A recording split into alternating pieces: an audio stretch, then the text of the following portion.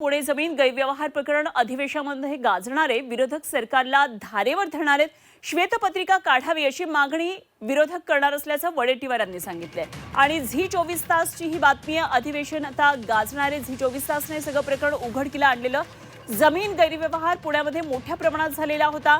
हे सगळं प्रकरण तपशीलवार झी 24 तासने सांगितलं होतं आणि हे सगळं प्रकरण आता अधिवेशनामध्ये सुद्धा जाणार आहे। अधिवेशन या मुद्द्यावरून गाजणार आहे। विरोधक हा मुद्दा विधिमंडळामध्ये लावून धरत सरकारला धारेवर धरणार आहेत। काँग्रेसचे आमदार विजय वडेट्टीवार यांनी या प्रकरणाची श्वेतपत्रिका काढण्याची मागणी करणार असल्याचं सांगितलेलं आहे। तर मवियाच्या इतर नेत्यांनी सुद्धा त्याबाबत थेट संकेत दिलेले आहेत।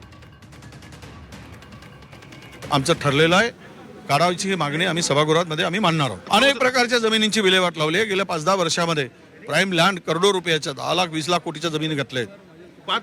काही सरकारने आपल्या खिशात घातल्या आहेत, आमदारांनी आपल्या खिशात घातल्या आहेत, मंत्र्यांनी सत्ताधाऱ्यांनी खिशात घातल्या आहेत। त्यामध्ये खूप बिल्डर डेव्हलपर हे सगळ्यांनी वाटून खाल्लेलं आहे महाराष्ट्रात। ते सर्व प्रकरणाची मागणी करतो आम्ही। पार्थ पवार पण आहेत त्यात। तर विजय वडेट्टीवारांची प्रतिक्रिया पाहिली त्यामुळे आता आज हा मुद्दा कशा प्रकारे विरोधक मांडता आहेत आणि काय सरकारला धारेवर धरतात आपल्याला पाहायचे। कृष्णात पाटील आमचे प्रतिनिधी या संपूर्ण घडामोडीवर लक्ष ठेवून आहेत अधिवेशनात। कृष्णात, आज नागपूर हिवाळी अधिवेशनाचा दुसरा दिवस आहे। अनेक महत्त्वाचे मुद्दे असले तरी झी 24 तासनं जे सगळं गैरव्यवहार जमीन गैरव्यवहाराचं प्रकरण पुढे आणलेलं होतं, याबाबत श्वेतपत्रिका काढावी अशी मागणी विरोधक करणार आहेत। काय काय नेमकी स्ट्रॅटेजी या संदर्भात असणार आहे, कारण कोट्यवधींची ही सरकारी जमिने लाटण्याचा प्रयत्न झालेला। उपमुख्यमंत्री अजित पवार यांच्या चिरंजीवांचं यामध्ये नाव आहे। कशा प्रकारे आज विरोधकांची रणनीती असेल?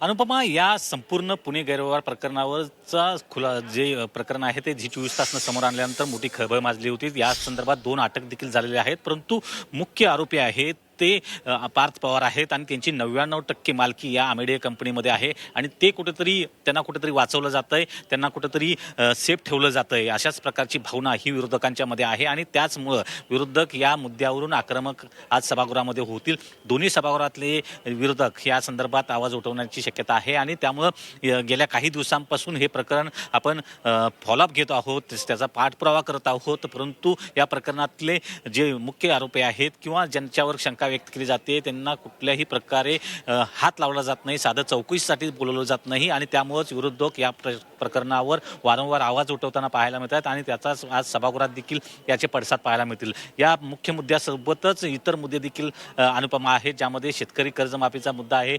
अतिवृष्टीग्रस्त शेतकऱ्यांना मदत पोहोचण्याचा मुद्दा आहे। त्याचबरोबर आजच्या प्रश्नोत्तराच्या तासामध्ये डॉक्टर संपदा मुंडे आत्महत्या प्रकरणाचं आहे। त्याचबरोबर इतर जे रोहित आर्या प्रकरण हे लक्ष्य विधेयक मांडले गेलेले आहे। त्यानंतर गुटखाबंदी जरी राज्यात असली तरी त्याच्या अंमली पदार्थाचं सेवन आणि गुटखाबंदी सर्रास बंदीचं उल्लंघन होताना पाहायला मिळते। यामुळे अनेक प्रश्न या निमित्तानं उपस्थित आज सभागृहात केले जात आहेत। परंतु महत्त्वाचा मुद्दे जे पाहिलं गेलं तर तपोवनचा मुद्दा देखील उपस्थित होऊ शकतो, कारण ज्या प्रकारे नाशिकमध्ये पर्यावरण प्रेमी आणि राज्यभरातल्या पर्यावरण प्रेमींचा आवाज या संदर्भात येतोय आणि एकंदरीतच आजच्या या दुसऱ्या दिवशी, कारण पहिल्या दिवशी जे आहे ते शोक प्रस्ताव असतो आणि शासकीय कामकाज थोडंच असतं, त्यामुळे केवळ 20-25 मिनिटांमध्ये कालचं पहिल्या दिवसाचं कामकाज संपलेलं आहे। परंतु खऱ्या अर्थानं मुद्दे खूप महत्त्वाचे आहेत, कारण आज खऱ्या अर्थानं कामकाजाला सुरुवात होती। मधल्या काळामध्ये पुण्यातल्या जमीन गैरव्यवहार प्रकरणामध्ये सामाजिक कार्यकर्त्या अंजली दमानी यांनी एक आरोप केला होता, उपमुख्यमंत्री अजित पवारांनी पदाचा राजीनामा द्यावा।